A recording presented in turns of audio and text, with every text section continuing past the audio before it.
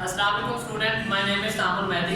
आज हमने क्लास 4 की एक्सरसाइज नंबर 1C के पेज नंबर 15 पे जो डिवीजन वाला पोर्शन है, क्वेश्चन नंबर 5, 6, 7 इस तरह 7, 8, 9 वो हमने डिस्कस करना है। तो उसको डिस्कस करने से पहले हम थोड़ा सा डिवीजन का इंट्रोडक्शन कर लेते हैं।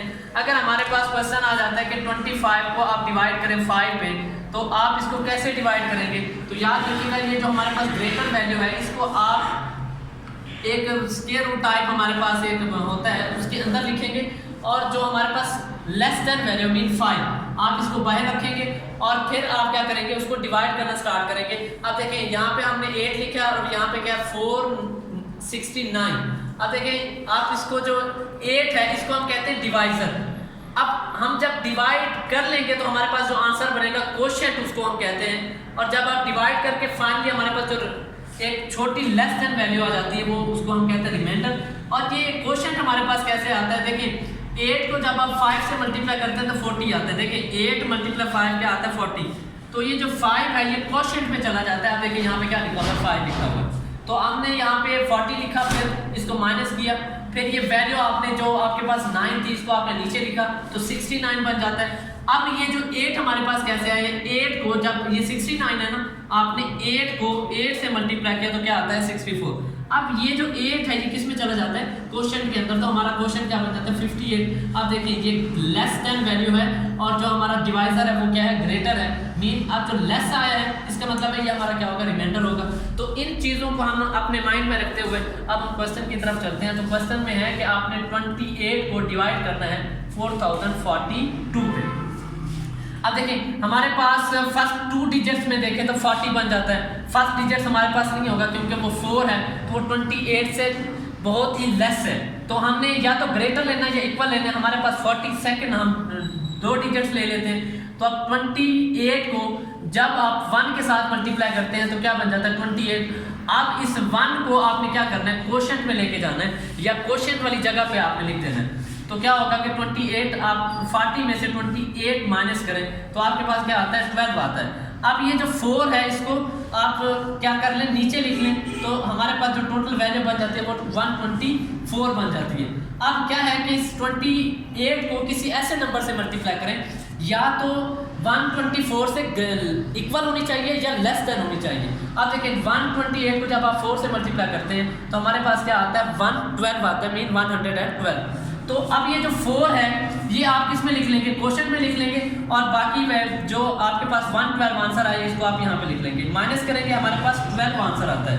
तो ये जो लास्ट 2 हमारे पास बचा हुआ था इसको हमने यहाँ पे लिखा। अगेन हमने 28 को 4 से मल्टीप्लाई किया तो हमारे पास आंसर क्या आता है 112। तो 4 को अगेन हम क्वोशिएंट में लिखेंगे और हमारे पास क्या आएगा 112। अब देखें इसको हमने माइनस किया तो हमारे पास आंसर रिमाइंडर क्या आया 10 है। ये कैसे पता चला हमें ये रिमाइंडर है? देखिए अब ये डिवाइजर ग्रेटर है और ये हमारे पास जो वैल्यू है ये क्या है लेस है। इसका मतलब है जब वैल्यू लेस होगी तो वो हमारा क्या होता है रिमाइंडर होता है। तो अब इसी तरह पार्ट नंबर जो सी है 31 को हमने डिवाइड करना है 6485 पे, तो हम एज इट इज करते हैं। पहले हमारे पास 64 है, फर्स्ट 2 डिजिट्स लिए, तो आप देखिए 31 को अगर 2 से मल्टीप्लाई करें तो हमारा क्या आता है आंसर 62 आता है। अब देखिए ये जो 2 है ये किस में चला जाता है डिवाइजर में, सॉरी क्वोशिएंट में चला जाता है। तो आपने यहाँ पे 2 लिखा 62 लिखा, आपने 64 में से 62 माइनस किया तो यहाँ पे क्या आता है 2 आता है। अब देखिए अब नेक्स्ट नंबर को नीचे उतारें तो हमारे पास क्या बन जाता है 28। अब बाहर वैल्यू क्या है 31 है, इसका मतलब है कि हमने सेकंड वैल्यू को भी नीचे उतारना है। याद रखिएगा जब एक वैल्यू के साथ दूसरी वैल्यू भी आप नीचे उतारते हैं, तो जब आप सेकंड वैल्यू को नीचे उतारेंगे तो यहाँ पे आप एक 0 लगा देंगे। इसको उतारने के साथ साथ ही आप क्या लगा लेंगे एक 0 लगा लेंगे, तो फिर क्या होगा तो हमारे पास जो वैल्यू बनेगी वो 285 बनती है।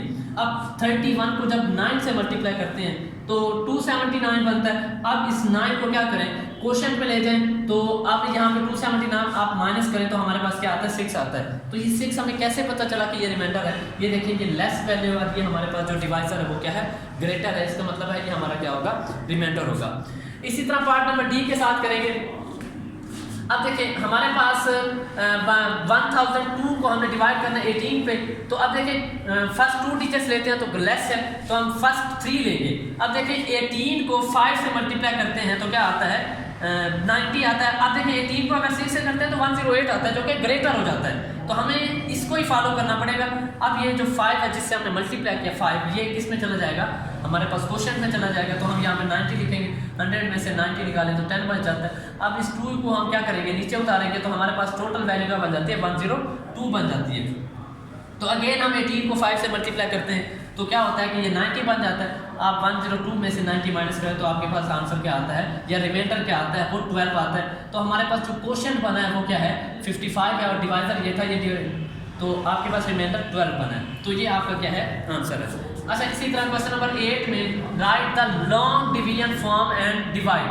आपने पहले लॉन्ग डिवीजन फॉर्म में लिखना है और फिर क्या करना है, डिवाइड करना है। अब जरा चलते हैं क्वेश्चन नंबर प्रीवियस क्वेश्चन पे। याद रखिएगा ये जो फॉर्म है ना, इसको हम लॉन्ग डिवीजन फॉर्म भी कहते हैं। इसको हम क्या कहते हैं, इस अगर फॉर्म में लिख लें तो इसको हम लॉन्ग डिवीजन फॉर्म भी कहते हैं। तो अब क्या होता है कि जो डिवीजन से पहले वैल्यू है आपने इसको अंदर लिखना होता है, और जो डिवीजन के बाद वैल्यू है उसको आपने बाहर लिखना होता है। इस तरह समझ लें कि जो ग्रेटर देन वैल्यू है उसको आपने अंदर लिखना है, और जो लेस देन वैल्यू है उसको आपने बाहर लिखना है। और मेथड वही सेम है कि जैसे आप डिवाइड करते हैं। अब 46 है तो 46 29 को आप 1 से मल्टीप्लाई करें तो 29 आता है। तो 1 हमारा किधर चला जाता है, क्वोशंट में चला जाता है। तो 29 आप 46 में से 29 माइनस करें तो 17 रह जाता है। 1 आपने नीचे उतारा तो 179 1 बन जाता है।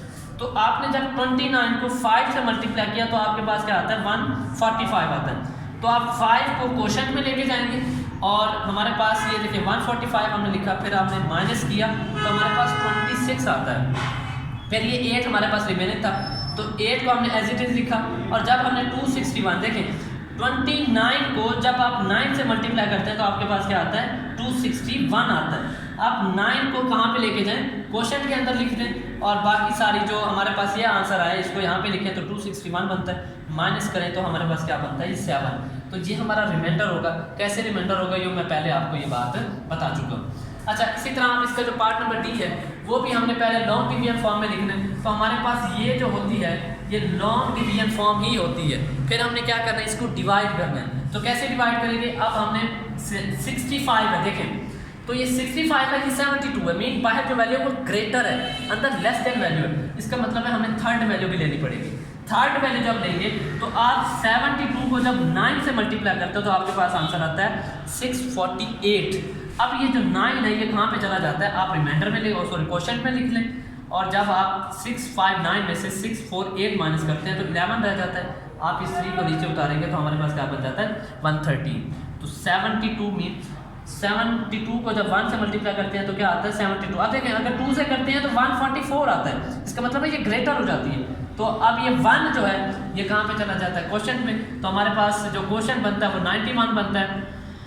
तो अब देखिए 72 यहाँ पे लिखा, तो हमारा माइनस करने के बाद हमारा आंसर क्या आता है, 41। अब देखिए ये लेस है और जो डिवाइजर था वो हमारा क्या है, ग्रेटर है। इसका मतलब है यहाँ तक हमने करना था। तो ये था आज का हमारा लेक्चर। अपना ख्याल रखिएगा। टेक केयर, अल्लाह हाफ़िज़।